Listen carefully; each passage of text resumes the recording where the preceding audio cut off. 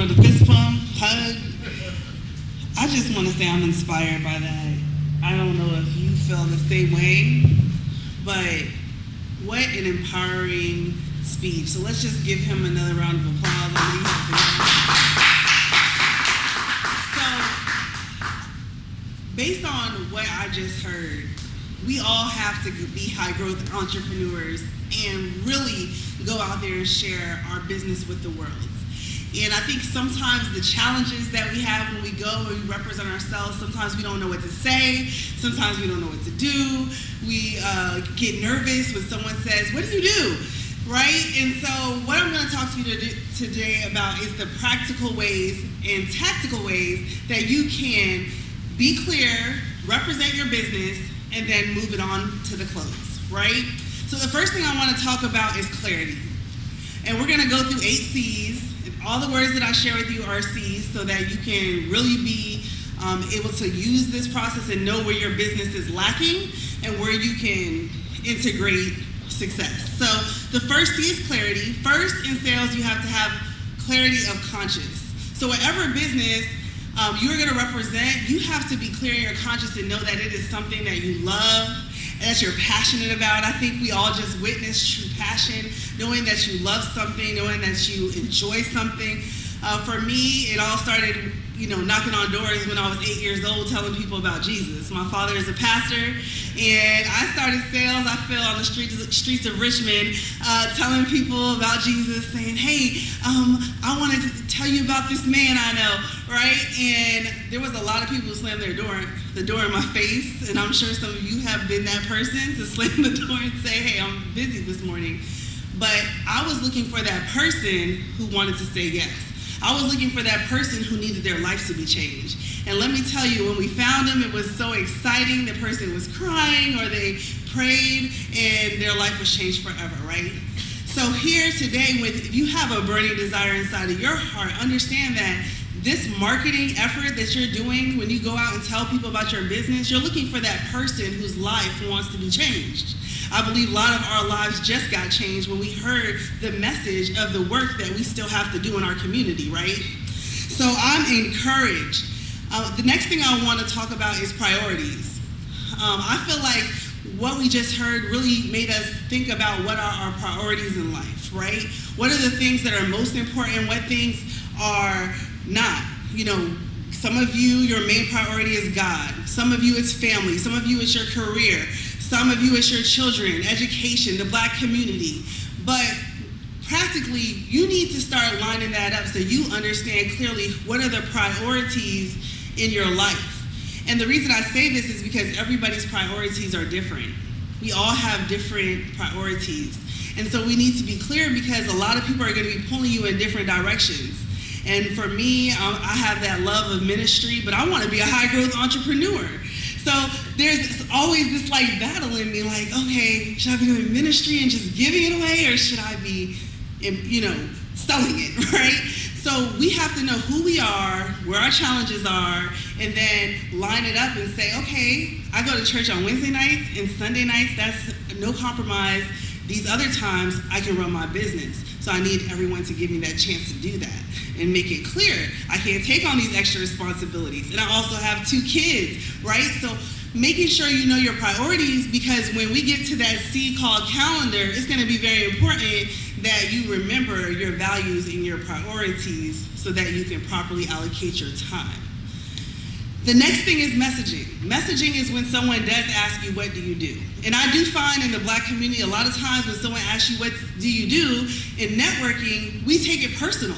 It's like, oh, why are you asking what I do? Are you trying to find out my bank account? And no, we're actually trying to say, what do you do? Because formally, that is how you know how you can support and help each other.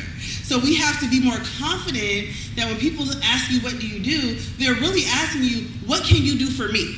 They're trying to figure out, what services do you provide? So we need to have answers that sound like, hi, I'm Jorgie Franks with Jorgie Inc. We help businesses increase sales. and book appointments and increase their brand exposure. Results that I can provide for you. Some people struggle when it comes to asking for the money. I help with that. Some people struggle when it's time to get on camera and do their 30 seconds. Well, hey, I'm that one. I help you go live on Facebook. I'll interview you, and those are the type of things that we have to get comfortable saying. The second C that I want to talk about is your contacts and cards. So the reason that we talk about our target market, who we help, I help businesses, I help entrepreneurs, I help high growth entrepreneurs. We're saying that because we want that person to know that we're talking to them. We're trying to attract the right qualified leads, the right contacts. So the next step and the reason why we share our 30 seconds and who we are is so we can get those numbers and names and contacts. We knock on the doors and we tell people about, our Savior because we want them to come to church and be a part of the ministry, right? So all of you have different gifts and talents, and the reason why you share and tell the people what you do is so you can get those contacts and cards. And in marketing, that one contact could be worth $500, $600, $700. You're not thinking about all the time and energy that it took to get it, but once you get it, it is so valuable. That card that every single person gave me today is so valuable. I took away time from my kids, my family, to be here, to get that card. It is valuable. So we have to take those cards and then we have to call them. That's the next C. Call the people. And I use a script. I encourage you to have a script and know what you want to say when you call someone. And you're calling them not to be like this telemarketer that just keeps talking and talking and talking and never stops. You have to say, hello, may I speak to, Darnell, and then pause, right? So the person can say, hi, yes, on the other line, and then you have something else you say, like, hey, is this a good time? And they say, yeah, this is a good time. You say, great. And then there's a dialogue beginning. There's some rapport beginning here. And this isn't to call to close someone. I challenge you to think about what you're going to say on that call and set an appointment with that person to talk about the business needs. And if you need help with the script, this is my area of expertise, so I can help you. But make sure you know what you're going to say. Write it down. Don't be afraid to write it down. If you get nervous, a lot of times we start to fumble when we get on the phone because we're so nervous. But if you're reading, it's almost like you can transform into an actor, right? Or an actress, and you can really play that role well. And that just gives that other person assurance that you're confident and you're going to be a good business partner, right? So call them and set the appointment. So the appointment is the calendar. This is one of the biggest challenges of business. People make appointments, they don't show up, they show up late.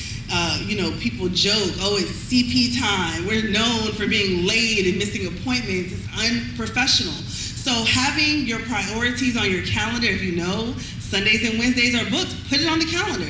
If you know your daughter has to be picked up from school every day at 2:30, right in the middle of the business day, put that on the calendar. Make sure that you're keeping track of all the responsibilities in the order of those responsibilities. Does that make sense? Making sure that if you have family doctor's appointments, a kid's soccer game, if that's your priority, put it on your calendar. And then that way when you're calling these leads and these contacts to make an appointment, you won't double book yourself or overbook yourself, and you won't forget the special moments in your life that are very important. So that's very important to have your calendar, and then your calendar is where you're setting the appointment so that you can get to that sales conversation, okay? This is where we, try to book our calendar with people who can buy from us, right? People who are interested in our product or service. So when we get to that conversation, I call it the care story, because I feel like that's how you care for people. That's when you're really taking the time to listen to that person's needs and wants. And you should have a flow to what that conversation sounds like. You should have a script. I love scripts. Some people call them flows, some people call them guides, but I call this process the business development guide, because it takes you from marketing to sales and then to a customer. right? So once you do this caring story and you ask that person, what's going on with you? What's wrong? Can you imagine going to the doctor's appointment and the doctor comes in and you're like talking to them and they're just like, hey, let me give you this prescription. You know what you need? You need this, you need that. And they never asked you what the problem was. You would be like, this is malpractice. This is crazy. Because you have to find out a need to know that you're the right fit. And a lot of times in sales, we pitch, we talk, we just vomit. And I want to challenge you to have a script where you allow yourself to ask questions of the person on the other line and find out what their needs are so you can give them the right prescription. And honestly, if you don't have that prescription, refer them to another business. Refer them to a friend. Build rapport. Sometimes I'll get off a phone call, the person won't be a good fit for me, but I have 7 contacts for them. 7 referrals. I'm a referral queen, right? So it's just what I do. It's how I connect those dots that you were talking about. So this is a good time in that conversation to find out what is the real need behind this person and how can I build the most value for them? Because they'll never forget you. Even if they don't do business with you that day, they're never gonna forget you. Anything that they need ever again, they will call you. And so I become the trusted advisor. And when they know somebody who needs something, trust me, they're looking for a way to give it back to me, right? All right, so the caring story is important. You find out if you have the prescription. If you do have the prescription, you have to close, okay? Closing in sales is like asking for the business. This is where we say, and the cost is. Are you ready to go to proposal? Let's talk money. Let's talk negotiations. All right, this is a pre-proposal. I'm gonna give you this pre-proposal. I'm gonna call you tomorrow. Like, you know, that's where this part is. And it is uncomfortable for people. But one of my coaches says, this is where you offer a solution, okay? If you don't like the word close, stay away from it. Just offer the solution. And that person's gonna let you know if it's the right solution or not for them, right? It's just like when I knock on those doors telling those people about Jesus and they said, hey, I have a friend, and they say, I want to get to know him. I said, well, let me tell you about him. Close your eyes with me, right? And then I tell them the story. I tell them, repeat after me, right? I got that thing down pat. Open up your heart and let them in. You know, this is the close, the ultimate close, right? But in our businesses, it may be financial services, it may be marketing, it may be video, it may be a subscription. So just remember, you're closing and you're offering a solution to that person and giving them an opportunity to really take their business to that next level. And then once you close that person, whether that's giving them referrals, proposal, getting the money, whatever that is for your business, then you want to stay connected. And that's what we're really talking about tonight is how can we stay connected in the Black community and how can we help the Black community. I am, you know, a suburbs girl. I done lived in the suburbs most of my life. And, you know, I'm on the president of the Kiwanis and I'm in all these different organizations that are predominantly white. And I still make sure that I'm telling people now, listen, I want to help my Black community.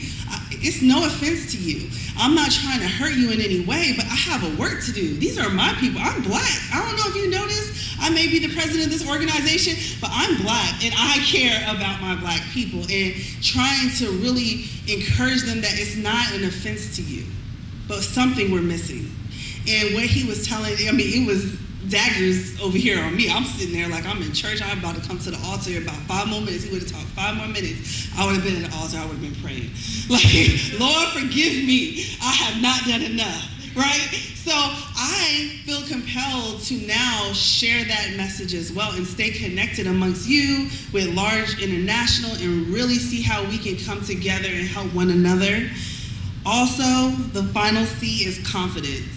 Because you are valuable and you do have something special to give and the world needs you, and I want to give you permission to walk in that. Be confident in who you are and be confident that your electrician skills and your painting skills and your, you know, financial skills are needed in this community, in this world. I feel encouraged. I know y'all need my sales and business development skills. And so I'm gonna call every last one of you and invite you out to my program and the things that I'm doing to help the community. So I'm going to turn it back over to our leader, and I'm going to be here to the very end to answer any questions.